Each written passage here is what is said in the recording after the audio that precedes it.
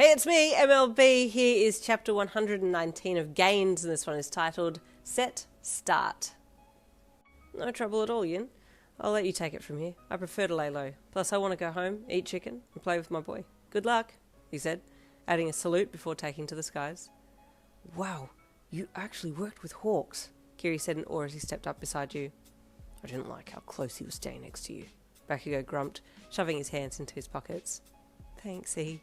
And Cat, I only have eyes for you and this other cutie here, you said, jerking your head towards Kiri, who blushed shyly at your comment. What a star! Fat Gum said as he walked over and held his hand up for a high five from you. Nice work, Yin. Yin, Mr. Mite called to you. What do you wish to do now that the quirk wielder has been apprehended? Would you like to speak with him?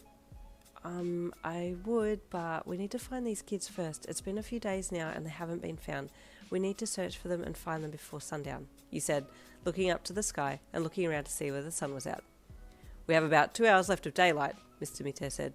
Then it will become a lot harder to see. That's no problem for me, you said, as you easily made a ball of light in your hand and floated it. I can send out about 4 of these now and sustain them for about 20 minutes to a half hour. Well, that's very handy, Mr. Mite said with a nod. Okay, so the search is now in urgency, he asked you. Yes, all hands on deck. Get the heroes into groups like they were doing before and each pick an area.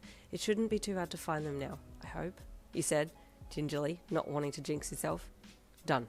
I'll organise the others. Will you and your team here, he then looked at Kiri and Bakugo, be searching as well? Yes, you nodded.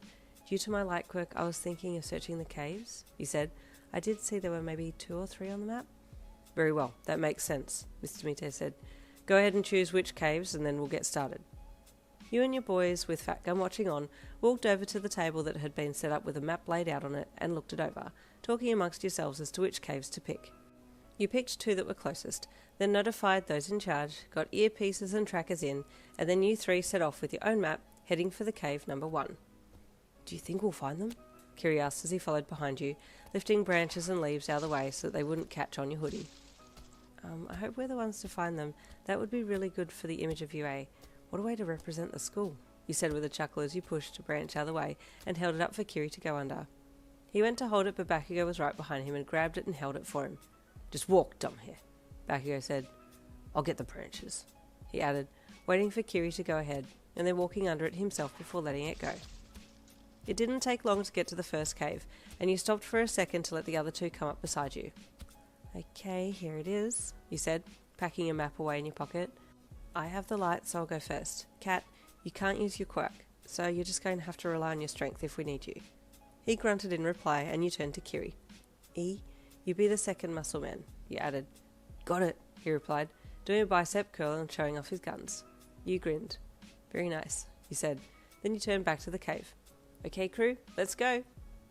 The cave was decently sized, and you sent out 1 large light ball and had it hovering just ahead of you, illuminating the cave well enough for you to all see a decent way in. Hello? Anyone here? You called, your echo asking back the same question to you, but aside from that, no other reply came back. Maybe they're not in here, Kiri asked you. If they were here, they would have heard that. Maybe not. If they're unconscious or badly hurt, you replied. We should give the cave a good check to make sure. I'd hate to overlook them, you added. Onwards you trudged, looking as far ahead as you could, but there still didn't appear to be any sign of life. After walking for about 10 minutes, you came to the end of the cave.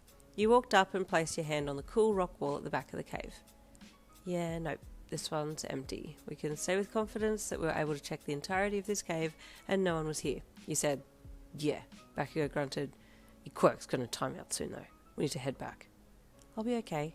I'll just make the light a little smaller, you said, taking the lead again on the return trip to the mouth of the cave. The sun was rapidly setting now as you crossed the threshold of the open cave mouth, and you had a moment where you thought that maybe you should call it off for the night, but that thought was only fleeting, and then you were renewed with urgency and pushed on. Okay, we need to head to the second cave. It's higher up. That way, you said, orienting your map to see where you were headed. You're so good at this, Yin, Kiri gushed, following a step behind you as you turned and started heading off into the bush again. I'm not really, but knowing you guys are here with me definitely helps, you said with a smile back to him. He grinned at you, and then you looked past him to Bakugo.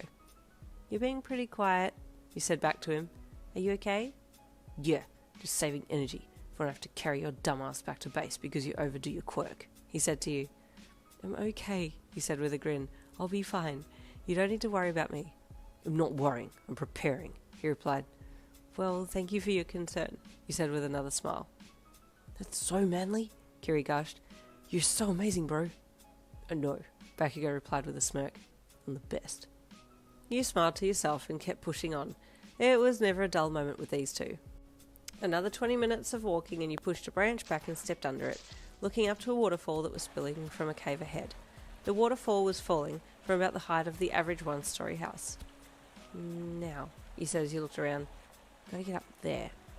Hold on to me, Bakugo suddenly said as he approached you and grabbed you around the waist.